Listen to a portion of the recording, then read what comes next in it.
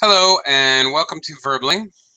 I'm teacher Oakley, and at this time today and the following 3 consecutive days, I will be conducting a short course in the IELTS reading on the IELTS reading exam. Okay, today I don't know how far we're going to get. Really, today I'm going to talk about the format and some basic approaches or strategies that you might want to take. All right, most of what I'm going to tell you, you can look at as advice, which may work for you or may not work for you, but works for many of my students. So, all right, because today I'm going to be talking a lot about strategy and some basic things to do, we may get into some practice today. We'll see. I encourage you all to ask any questions that come to your mind. Please feel free to interrupt me. Ask me questions, anything about the IELTS exam, comparisons with other exams. I don't care. Whatever you got on your mind, please just shoot. And today will be more of a general strategy and presentation of the format. Okay, before we really get into it, let me welcome some students to the class. Hello, Nader. Welcome again. Didn't really get to hear from you last class, but hello. Anyway, hi there. Hi Nader. Also, Gustavo is back again. Yes. Hi, teacher. Hi again. Gustavo, do you have plans to take an IELTS exam? I plan to take the TOEFL. TOEFL? Yeah. Okay. All right. Well, It's the same. It's the same EPSA or it's different. The same and different at the same time. Both are timed tests.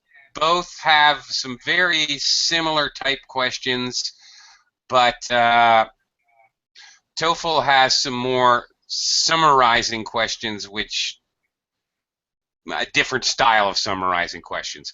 IELTS will ask you to summarize paragraphs in the reading. TOEFL will ask you to summarize the entire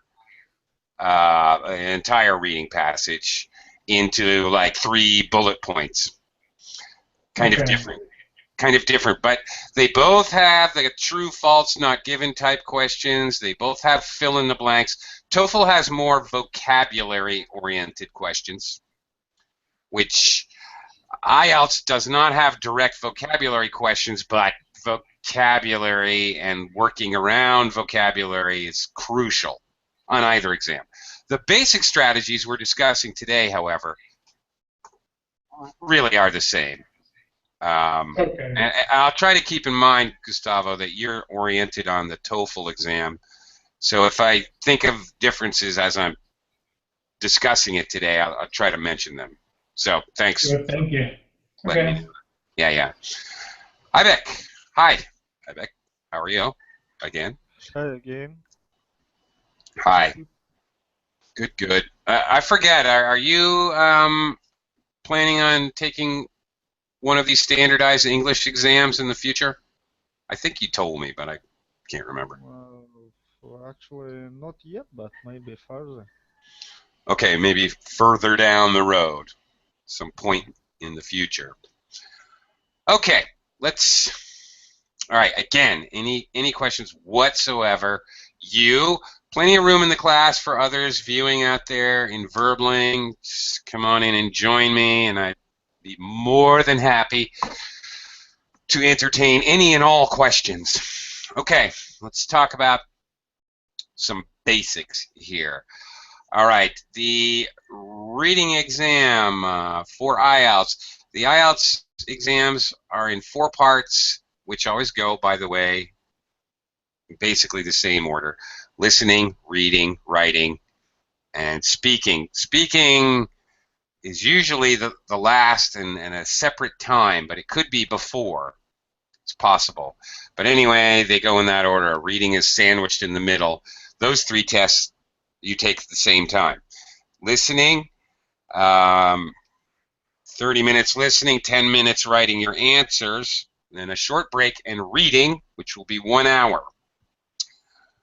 However, unlike listening in Ielts, you do not have extra time to move your answers from your worksheet to your answer sheet. The hour's all inclusive. The hour's over, the test is over, and writing is 1 hour. Now, answer sheet and worksheet.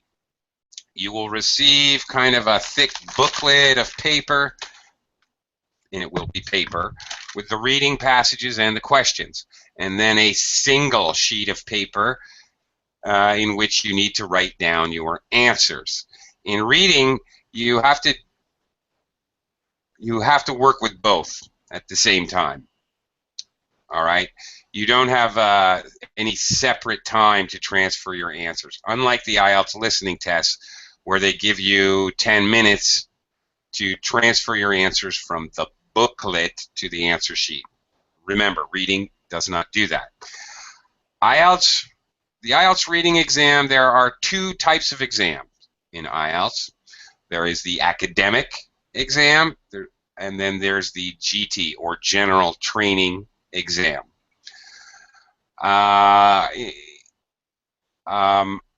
Listening, the tests are pretty much the same. Speaking, they're exactly the same. Writing, there are two tasks, and the first task is quite different: general training and academic. Reading, you will have at least one passage which will be the same as the academic model and probably more difficult, but really, when it comes to reading and IELTS, this is the area where the general training is, to my mind at least, quite a bit easier. Because the reading material will be a lot less difficult, it will be more informational. Things like train schedules and instructions, talking about a procedure, something of that nature, less academic theory and opinion, which is what you're going to find in the academic model. Lots of that stuff. Gustavo, for TOEFL, you're definitely dealing with the equivalent of the academic IELTS. It's definitely academic topics with lots of opinion and theory and so forth. Okay. They are scored somewhat differently, by the way, GT and the academic, as far as IELTS. Because the GT is somewhat easier. For example, if you were to get, I don't know, say a 32 out of 40. There's 40 questions. If you were to get a 32 in the GT, that would probably be, I'm not absolutely sure, but that would be like a level 6 out of 9, a band score of 6, whereas if you took the academic test, the 32 is a 7, because it's more difficult. You're not expected to get as many answers right. So that's the downside, taking the GT or the academic. The GT is going to be, they're going to score you harder. You have to get a better score to get a higher band score. IELTS scoring are their bands. They go by degrees of 0.5. A band 1 up to a band 9. And of course 5.5, 6, 6.5, like that. That's calculated according to how many answers you have correct. One important note, this is also the same for TOEFL. There are no additional marks off for a wrong answer. A wrong answer and a blank answer are equal. So you might as well guess, in other words. This goes for listening, and reading for any of these exams, actually, that everyone I can think of, there's no penalty for a wrong answer. Anyone that I'm familiar with. So you might as well guess. If it's better than leaving a blank. If you have a choice of 2 out of 4 answers, well then guess. Take your 50-50 shot, because if you don't answer, it's 0. If you do, then you got a chance. Anyway, 40 questions. The academic model will include 3 passages. It's recommended. Now, here's where you have to be careful when IELTS goes around recommending times to do tasks. They are simply that, recommendations. They are not demands. They don't stop you after 20 minutes and say, okay, start the next one. That's not what happens. They just, okay, start, and 60 minutes later, okay, drop your pencils. That's it. So any way you want to go about taking the test, in whatever order you want to go about taking the tests, go ahead. Let me start. Why is that important? In the academic model, which will have 3 academic reading passages, you do not know which one will be the difficult. Usually, I mean, still, not always, but many times it will occur that one reading passage will be fairly easy, another one will be mediocre, and the third one will be very difficult. However, you do not know which order they're going to go in. Is the first one the most difficult? Is the first one the easiest?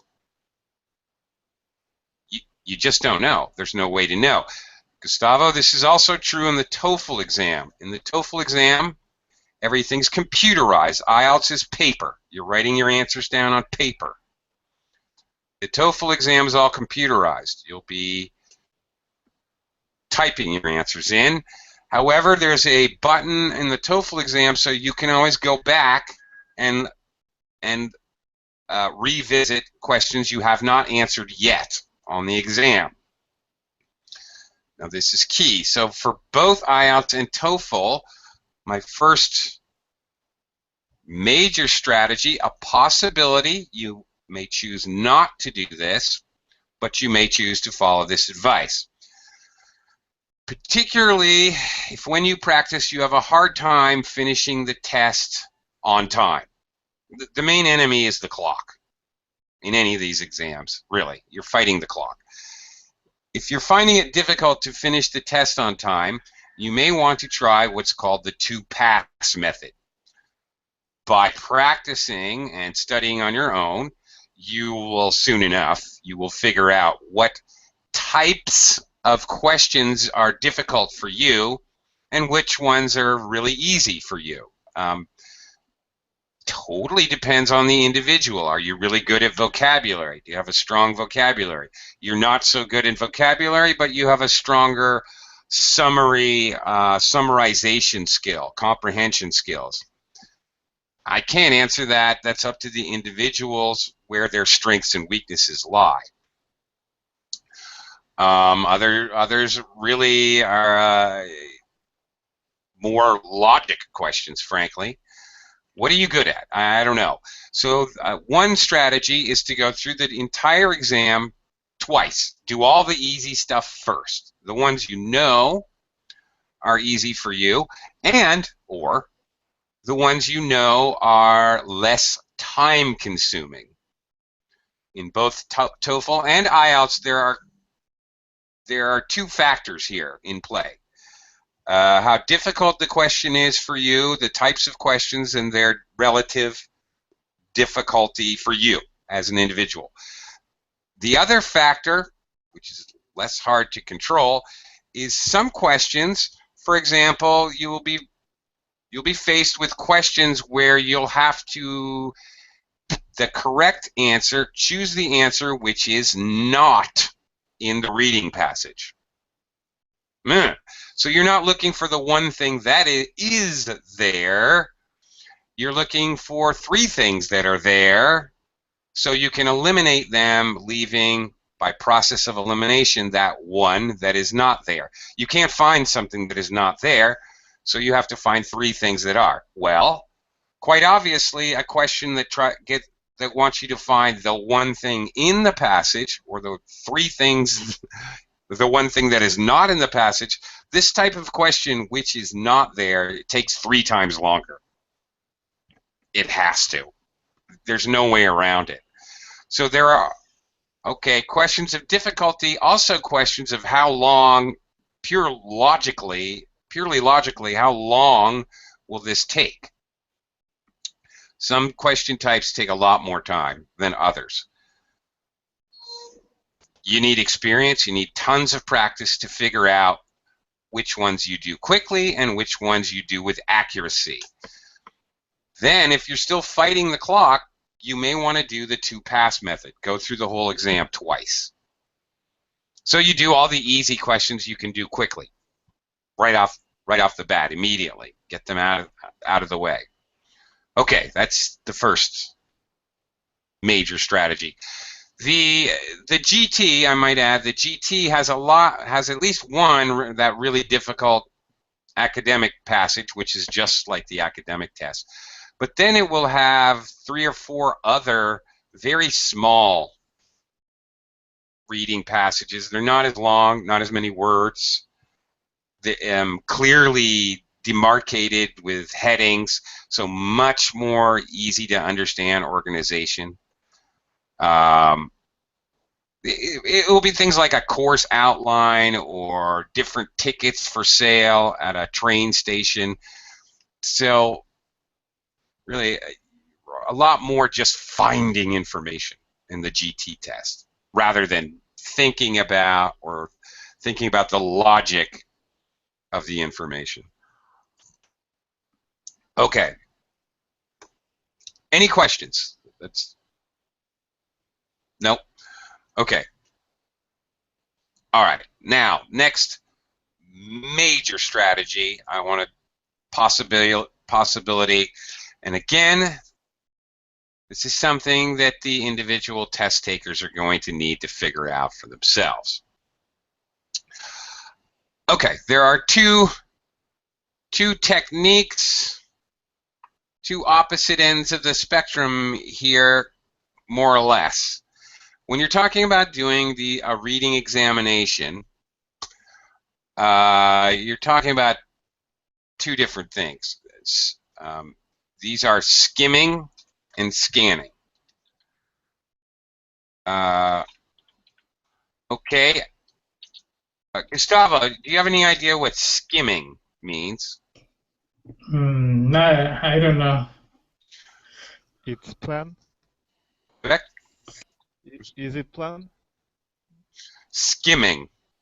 Well, skimming, for example, I don't have a newspaper, but for example, if you're on the train or the bus or something and you're going to work, you may look at a newspaper article and you don't really have time or you don't want to read the entire thing.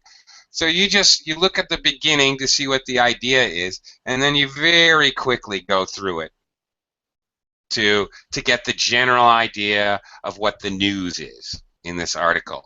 You're not reading it word for word for word. Oh, no, not scheming, skimming, not long E sound, short I sound, skimming. To skim something is go over the top of it, basically. Look, in the olden days when you made milk, the fats would rise to the surface and you skim the milk. You take the surface off, getting a surface idea of what's going on. In other words, instead of reading word for word and taking a lot of time, going through very quickly. That's skimming. Scanning is looking for a particular word. Okay, you have some big long word that may be easy to find.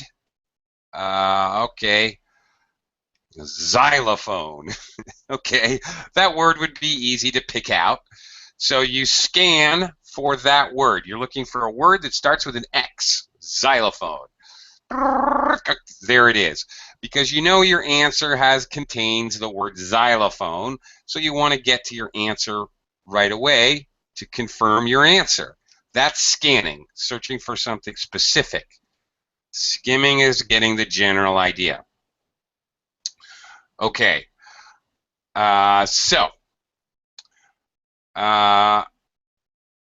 Okay, so skimming and scanning. Now, what does this mean for you? Okay. The absolute extreme ends of strategy, if you're a very fast reader, if you're a very good English reader, great comprehension skills, and you can read very quickly. By the way, the academic reading passage will be approximately around 2,200 words, 2,000, 2,500, somewhere in that range for each one.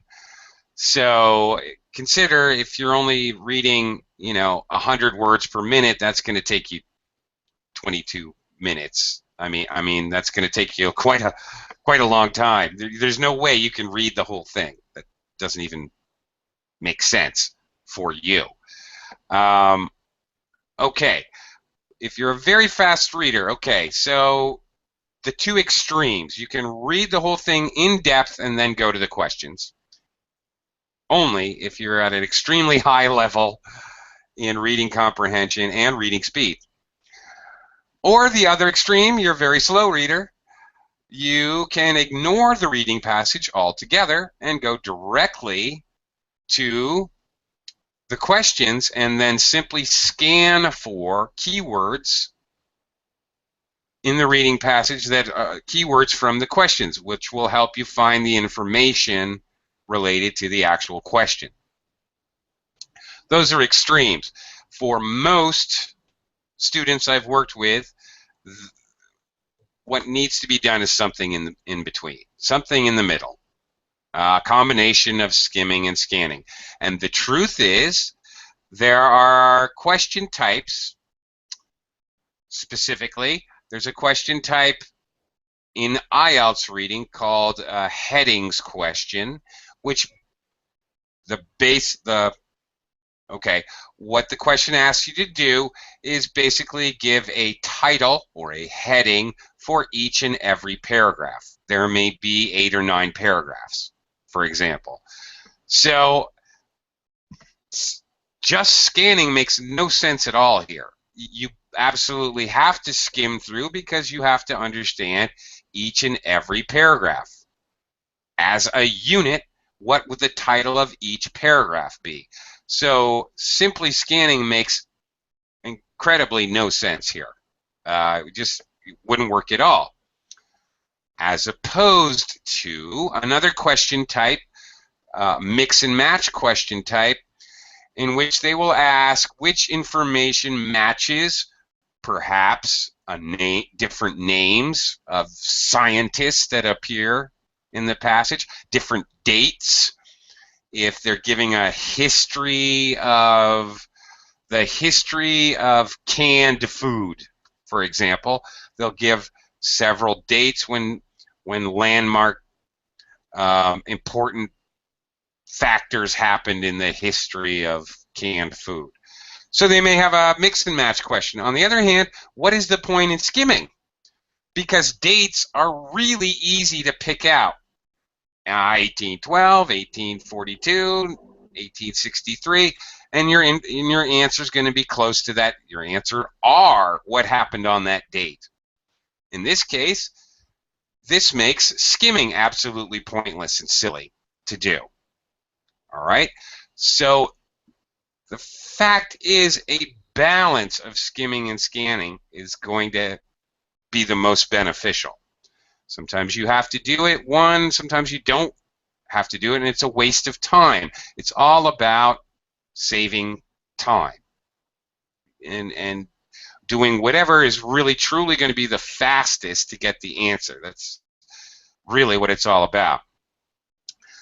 Kind of, forget about your English skills. This is about your test-taking skills and test-taking strategy more than anything, quite honestly. Okay.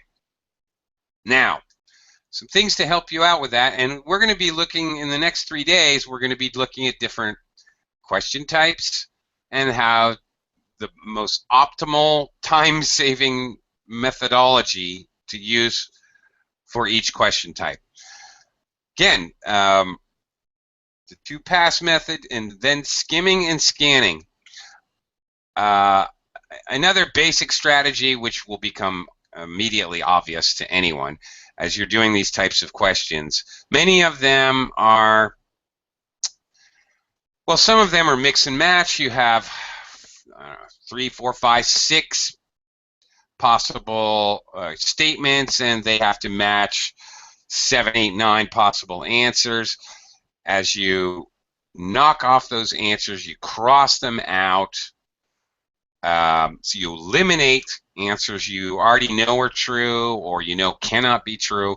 Many multiple choice, A, B, C, D. This is the same for TOEFL, by the way. You're going to be doing an awful lot of process of elimination answering. You get rid of the answers you know are not correct. You will know they're not correct because sometimes they're very silly, but more often than not, because you learn, and again, this goes for TOEFL as well as Ielts, both of them will use tricks. They will try to trick you. And actually, both of these exams use many of the same little traps. They will give you trap answers, trick answers, fool you answers. They look good, but they're not right. We're going to see many examples of these in the next few days, but some real basic traps which you will learn. You'll see it and you go, I know that's a trick. Before you even research the passage, you'll get used to them.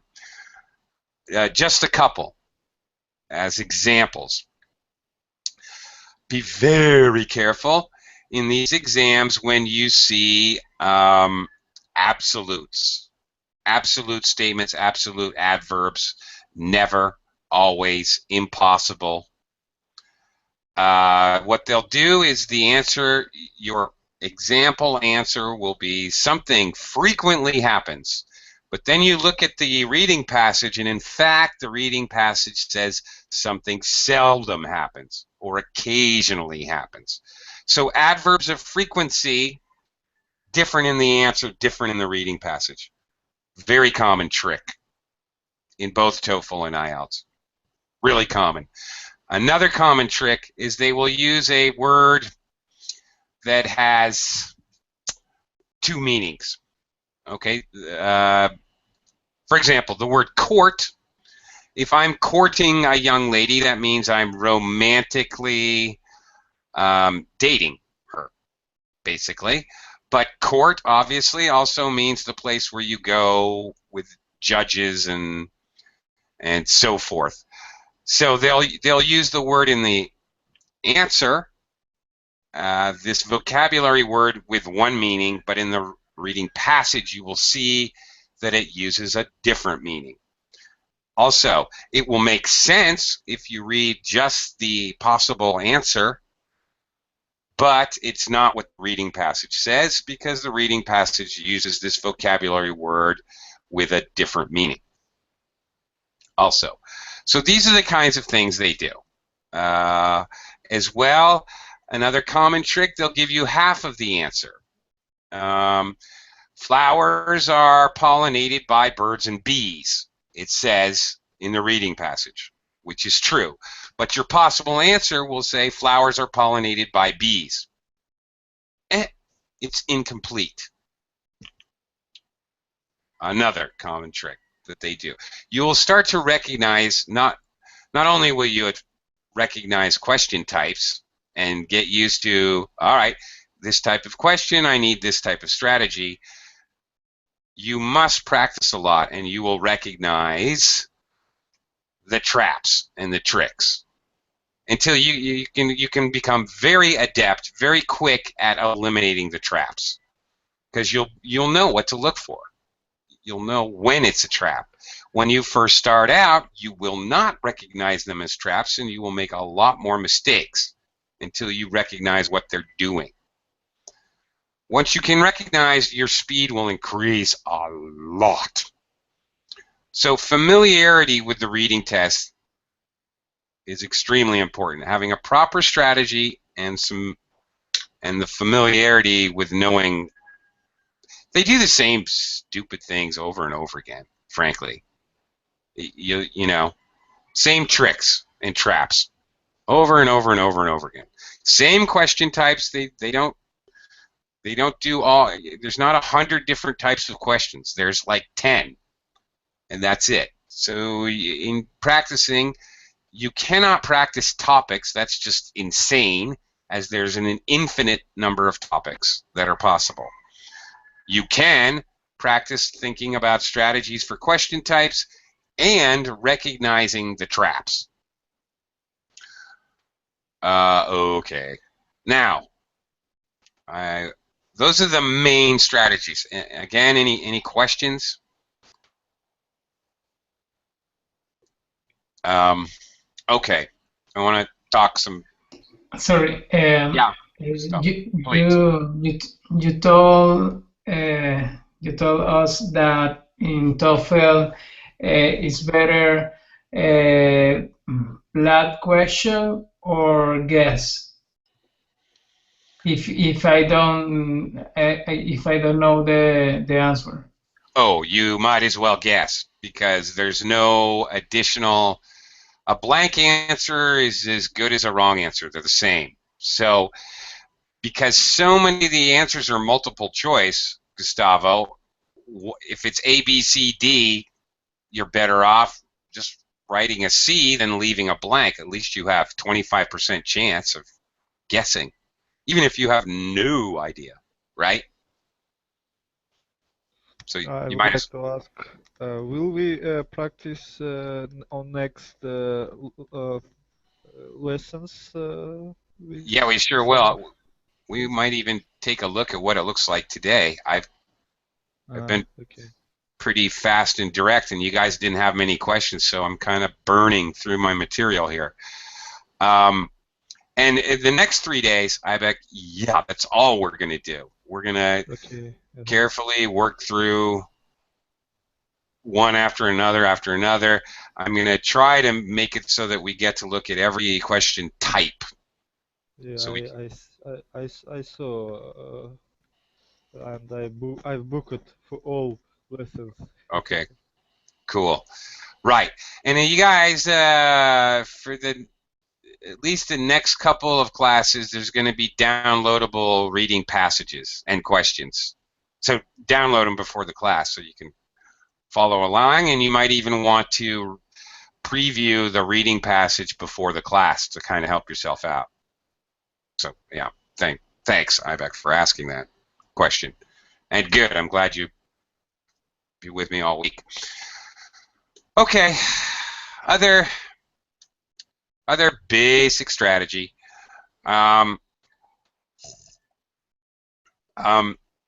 Okay.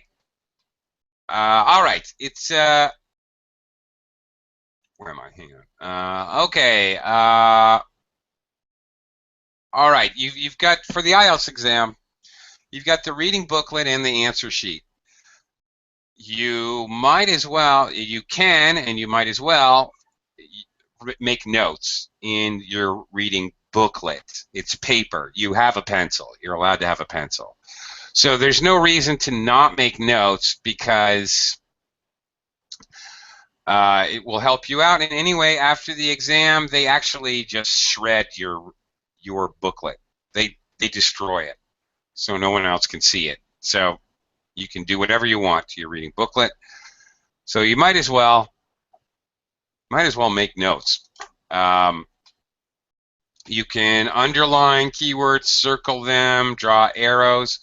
In fact, we will see one technique I will go over and do with you this week is for those headings questions. It's a really good idea to, before you look at answers, to actually write down what you imagine the answers will be in the reading booklet. And then look at the answers they give, and you'll be surprised, but 2 or 3 or 4 of your guesses will be exactly correct or really, really close. And this will really help speed up these types of questions because they come in blocks, 6, 7, 8. And that's a lot. 8 questions in the headings, that's out of 40 questions, that's 20% of your exam. So really important that you tackle these headings questions. And it's much easier if you make notes. Okay. Okay. When you're starting out, you're looking at a reading passage from the very beginning, and also this is really the strongest strategy for listening. In listening, and any kind of listening test, besides your overall strong concentration and focus, you need to be predicting constantly what you're going to hear. Same thing in reading. Begin predicting what you're going to read about. You get your paper with the reading passage, look at the title. Immediately start to predict. Part of skimming technique, really the best skimming technique for when you see question types you feel you need to skim, read the first paragraph completely. You might as well. The first paragraph is like the introduction to the whole passage. So what do you get from that? You should understand of course, what the overall topic is. Sometimes the title will tell you the topic. Also, the controlling idea, the direction the author is going. What specific part of bats or the history of food canning, what is he concentrated on? Dinosaurs, whatever it is. Geology of the Grand Canyon, who knows, whatever. You should be able from the first paragraph to figure that out. The other thing, which will definitely help you, is figuring out the author's organization. Is he going to present material in a time sequence? Well, obviously, if we know this, when it's time to scan for particular information, really handy to recognize that everything's coming in a history from past to present. Great. Those are the easiest ones, by the way, because it's really fast and easy to find information. Is he presenting a problems and solutions? So maybe it will be problem, another problem, third problem. Okay, some bridging paragraph, and then solution and second solution. That would be very typical in an Ielts reading passage. Is it problems and solutions? Is the author arguing against a theory? Is he arguing for a theory? Really, this is even more important for TOEFL, actually, Gustavo.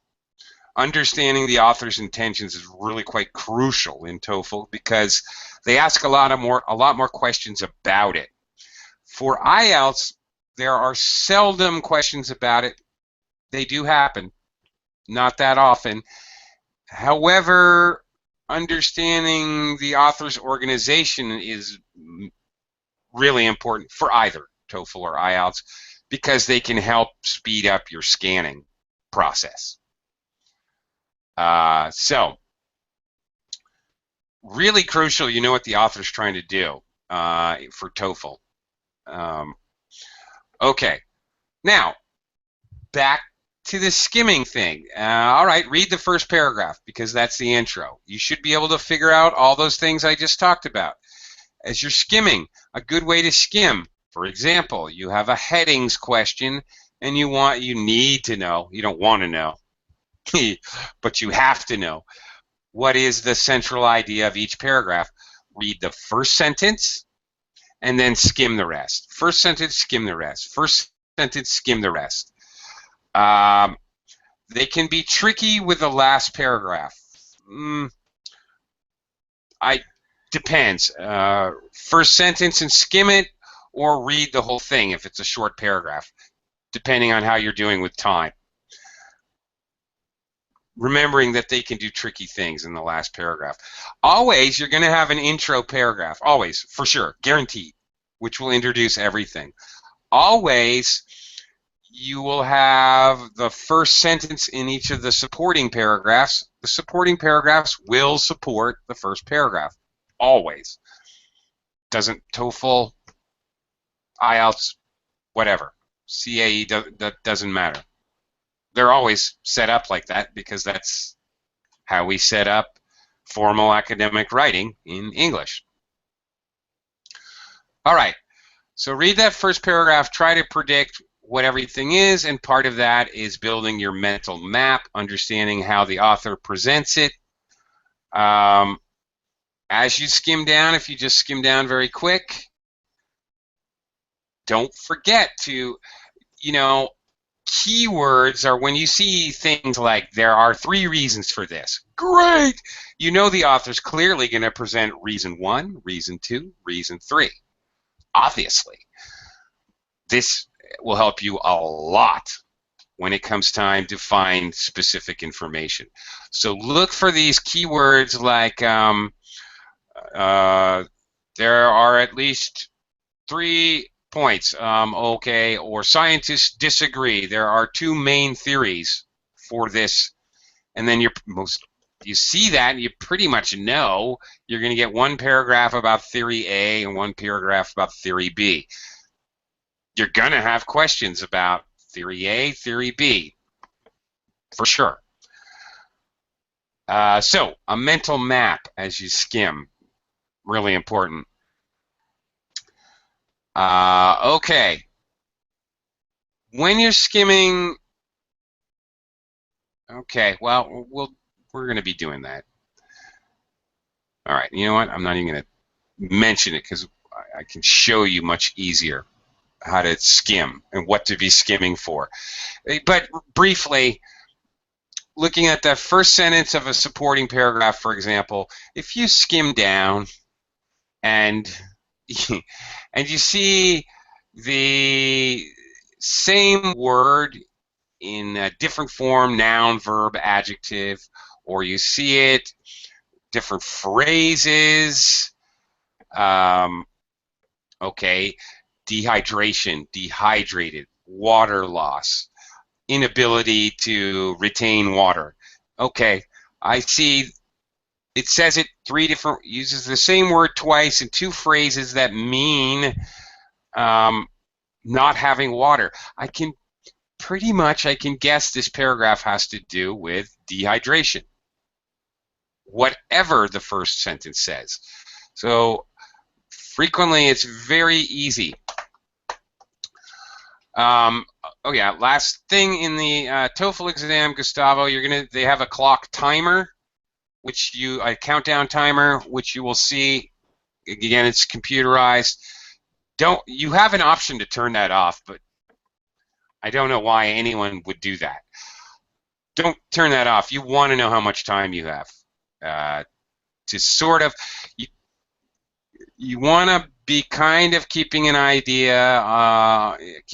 on the clock, so you have some kind of idea how much time you have to spend on each question. Not specifically, don't stop what you're doing and calculate to the second. That's ridiculous, but it's a good idea to have some kind of idea how much time you have left. Don't lose track of the time. In other words, don't suddenly look up, I've got 20 more questions and I've only got 10 more minutes. You're in trouble if that happens. Okay. All right. Okay, well, I guess. How better? How better? Let's take a look at. Well, actually, I want to show you something real quick about the difference between the GT test and the academic test. Okay. Well, I just want to show you a quick example. So hang on. Oops, a sec here.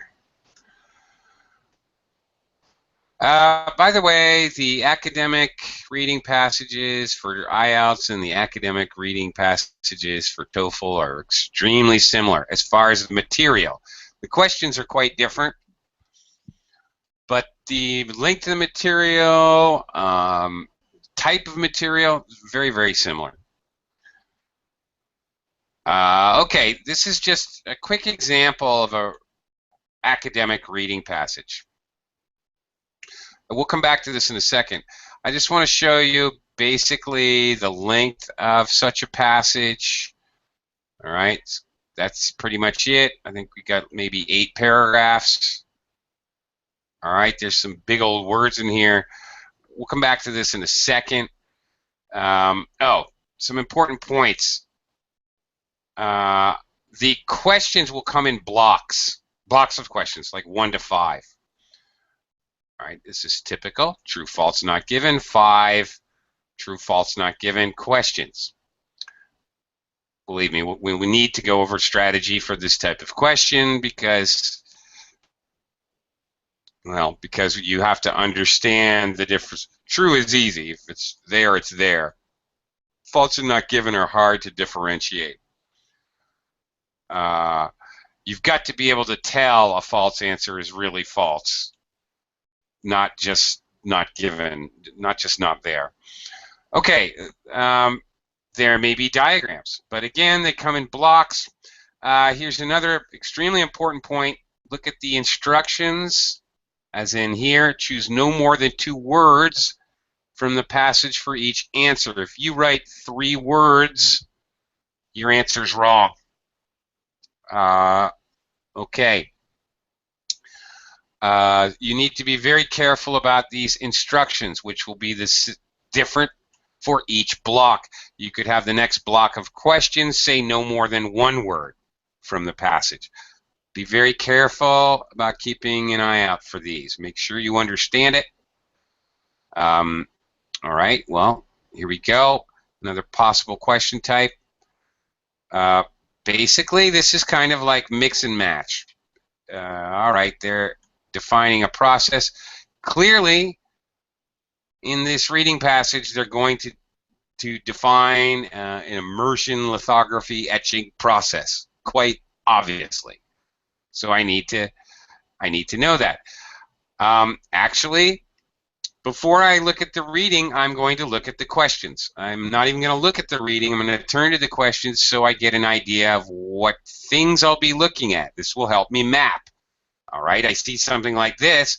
I know to keep my eyes out for where exactly is this process described. Okay. All right, great. A table. Again, check it here. No more than 3 words from the passage for each answer. All right, different rules for each group of questions. It's very normal. All right, quite clearly, if I take a look, I know that they're going to probably, most likely, in 3 different paragraphs, describe each of these possible methods of lithography. Great. I know I need to know where that is, where each is. And maybe circle each one as they come along so I know how to find them very quickly. Okay. Anyway, that's an academic. A GT, okay, can be like an academic. That was. Or it can be much more kind of like information. I want to show you. No, this is not. No. Very often they're much more kind of informational. You do get these kind of in the GT these kinds of academic articles, but okay, they're all right. Digital photography courses. They may not even have these organized into may look more like a brochure or an advertising with very clear headings, so it's really easy to find information. It can be quite a bit easier, actually. All right, well, even here, photography level 1, photography level 2, something about the trainers, how to enroll. Okay. All right, it's pretty easy to find the information. Okay. Taking a quick look, we only got a seconds left. All right, where to find information? All right, here's the classic, straight up multiple choice information. All right, the course is aimed at. Okay. Who? Well, just a super quick scan, I could see that first couple paragraphs or second and third paragraphs said for first year students, for second year students. So I skimmed that for 3 seconds, and I already know 2 of these answers really can't be right. Okay. Oh, all right. No, I'm wrong. Oh, first year students. Oh, okay. I still have to look. And I look and I find out I'm wrong. Oh, they said level 1 doesn't mean, or level 2 doesn't mean year students. Okay. Well, there it is. Well, we found that answer really quickly, didn't we? Pretty simple. All right. In general, the sections are going to follow the progress of the reading passage. All right. They may not go, one section may not follow the next section. It may start at the top again. But the questions within the section, 1 will be first, 2 will be second, 3 will be somewhere further down. The answers aren't all over the passage. And actually, Gustavo, this is true in the TOEFL course as well. Also, they present questions in chunks of questions which follow normal reading progression as well. All right, so that's important. You pretty much know that you can start at the top and work down in each section. Okay. Where are we going to find information for this? Students who wish to enroll in the Level 2 course need to. Where are we going to find this information? Do you know, Gustavo, Ibeck? Well, again, right at the beginning of the paragraph, Level 2. Ah, okay. So how do we go about answering these types of questions? Okay. What you can have some knowledge of digital cameras there. Okay. What do students who wish to enroll need? Okay. We can ask ourselves a question and then find the information. Right. Okay. What do they need? Well, they need some experience and knowledge. Okay, and then it says they should be familiar with digital camera settings and software, and that's it. All right, so they should know the software and they should have some experience. All right, which answer is closest to that? Okay, what do you think? I think B, have some knowledge of digital cameras. That seems correct, and the keyword knowledge is right there. Is there, just to check, is there anything about photo composition? I agree with you. B seems quite likely here. Yes, in fact, it says familiar with digital camera settings, so the keywords are the same. Knowledge, familiar with, digital. Okay. Right. Participants will learn photo composition. So they don't need to know photo composition. Very good. Right. So there's a typical trick. Actually, that's very typical. Before and after, or something like that, where they're talking about time sequence. They'll put things, the answer given, the answer you're choosing from, will be out of sequence to what's. So this is before they enroll, they should. And you're absolutely right. B is the correct answer. All right, let's try another one. All course trainers. Oh yeah, this one's a trick. All course trainers. Now, we've only got 1 minute, so dun, dun, dun. Whoops. Qualified trainers are what? They are what? Well, what are they? They're graduates. They're professional photographers. Okay.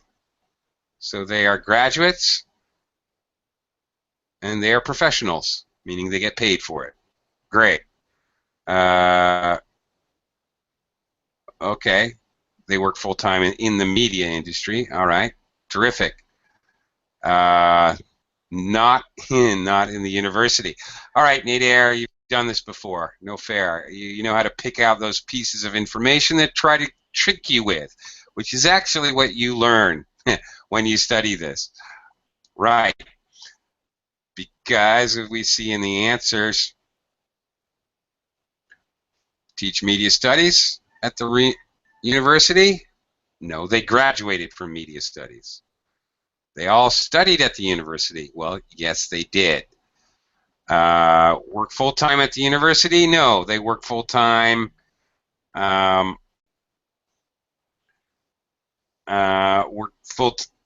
work full-time as professional photographers. They're not full-time there. So, okay, D, cross it out. And by the way, when I say cross it out, I mean cross it out. Take your pencil and scratch it out so you can't see it. If you know it's a trap answer, you know it's a trick, scratch it out. We don't, now A and D are clearly wrong. C is not really mentioned. All we know that they're graduates of the media studies program. They did study at the university. That we know for sure. So C, we're not sure. They're experienced photographers in the real world. We don't know if they've taught before. They'll be delivering the course we have no idea. The answers, and last point I want to leave you with, the answers are in the passage. They are not implied. They are not inferred. They're there.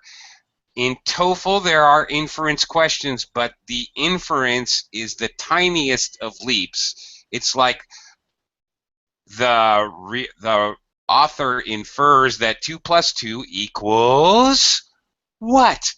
And if you're guessing 5 or 7 or 22, then, you know, obviously you don't get it. The answer is going to be 4. The answer will be obvious. So in any of these reading type things, the answer is there. You've just got to find it. All right.